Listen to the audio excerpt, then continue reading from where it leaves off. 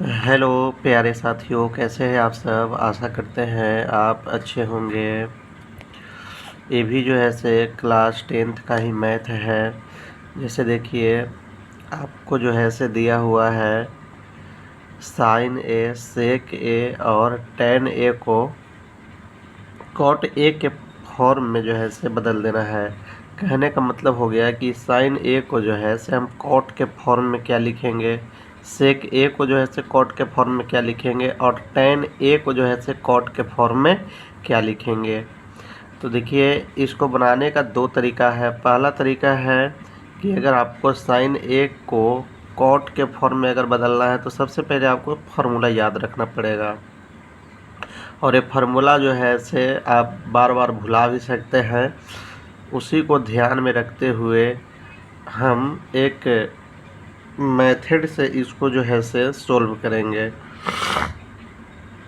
जैसे हम लोग यहाँ पे एक ए बी सी एक त्रिभुज ले लिए हैं जिसका कोण बी क्या है, समकोण है। अब यहाँ पे क्या है कि कॉट ए को आपको बदलना है, कॉट ए के रूप में जो है से बदलना है, साइन ए, सेक ए और टेन ए। अब यहाँ पे ध्यान क्या देना है कि जिसमें बदलना है उसको लेकर के आगे हम लोग बढ़ जाएंगे। जैसे कॉट ए के फॉर्म में बदलना है, हो सकता है आपको कुछ और के फॉर्म में दे दें। तो सबका प्रोसेस सेम है, बस खाली कॉन्सेप्ट आपको रहना चाहिए। जैसे हमको कॉट के फॉर्म में बदलना है तो कॉट ए बराबर लेके चलेंगे। कॉट ए बराबर फार्मूला क्या होता है, आधार बटे लंब। अगर हम लोग यहाँ से चलेंगे तो ए से चलेंगे तो आधार के रूप में क्या हो जाएगा, ए बी, और लंब के रूप में क्या हो जाएगा, बी सी। तो वही लिखें, ए बी बटे बी सी।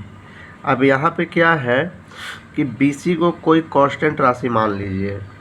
बी सी बराबर कोई कांस्टेंट राशि मान लीजिए। हम यहाँ पे बी सी के रूप में जो है से मान लिए हैं एक्स।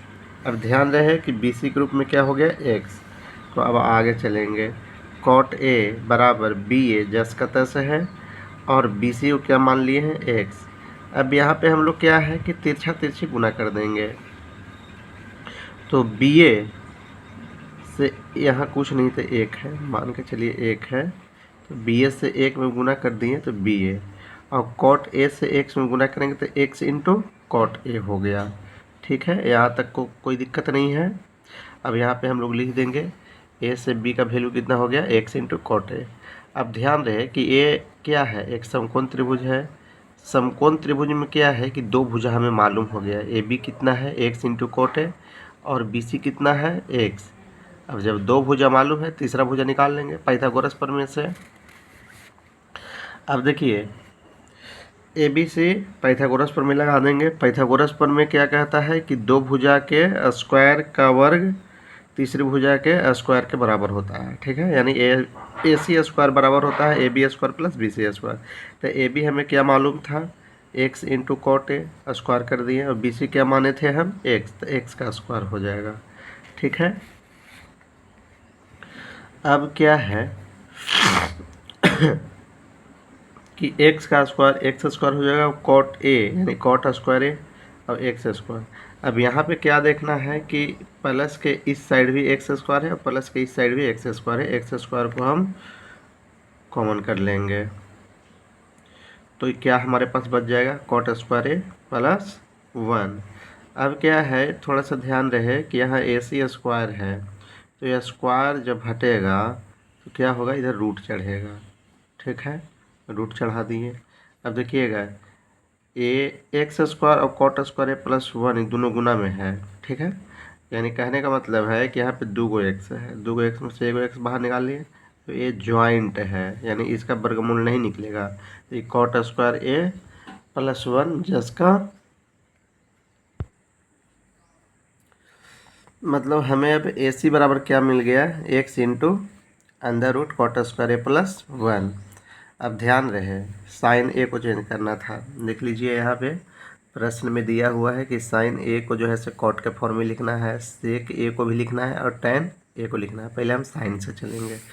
तो यहाँ पे देख लीजिए कि साइन ए बराबर सूत्र क्या होता है, लंब बटा कर्ण। तो लंब के रूप में यहाँ देख लीजिए क्या है, BC। अब कर्ण है AC, जो हम अभी ऑलरेडी निकाल चुके हैं। x बराबर क्या आ गया, AC बराबर क्या आ गया, x into cot A square A plus 1 का अंडर रूट। BC की जगह पर हम कितना रख दिए, x रख दिए, और AC जो अभी निकाल चुके हैं AC की जगह पे रख दिए। तो x से x एक बार में ख़त्म हो गया।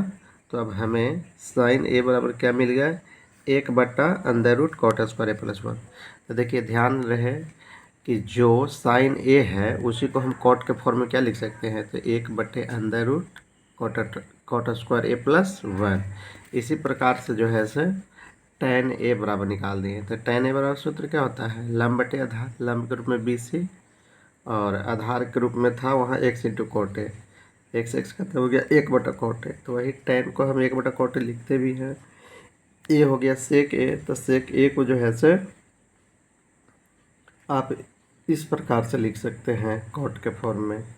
आशा करते हैं आपको समझ में आया होगा। जब भी ऐसा क्वेश्चन दे तो जिसको बदलना रहे आराम से वहाँ जो है से आधार लंब के रूप में मान करके अब इसको चल दीजिए। इसको एक बार 2 बार रिवीजन कीजिए, आपको समझ में आ जाएगा, ज़्यादा भारी नहीं है।